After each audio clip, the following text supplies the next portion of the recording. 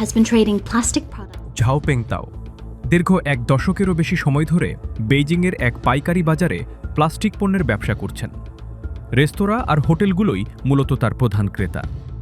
ইরানের যুদ্ধ শুরু হওয়ার পর থেকে তার ব্যবসার খরচ প্রায় 25% বেড়ে গেছে বলে তিনি জানান। খাবার রাখার পাত্র থেকে শুরু করে বোতলের ছিপি, সাধারণত সব ধরনের প্লাস্টিকই তেল আর গ্যাস থেকে তৈরি হয়, যার এক বিশাল অংশ সরবরাহ করা হয় অবরুদ্ধ প্রায় হরমুজ প্রণালী দিয়ে।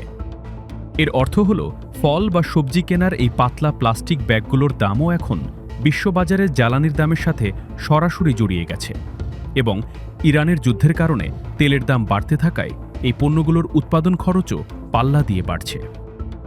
প্লাস্টিক তো কেবল একটি উদাহরণ মাত্র। রাসায়নিক দ্রব্য থেকে শুরু করে ইলেকট্রনিক্স, সব ধরনের শিল্পই এখন জ্বালানি আর কাঁচামালের চড়া দামের মুখে পড়েছে। গত মার্চ মাসে চীনে উৎপাদিত পণ্যের দাম গত 3 বছরের মধ্যে প্রথমবারের মতো বৃদ্ধি পেয়েছে।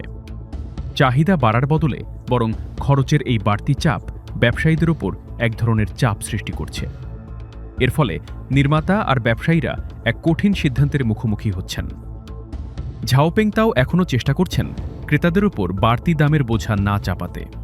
তবে এই যুদ্ধ যদি শীঘ্রই শেষ না হয়, তবে অনেক দূরের এই সংঘাত দেশের মাটিতে তার ব্যবসার অস্তিত্বকেই বিপন্ন করে তুলতে পারে। We will adjust the prices after product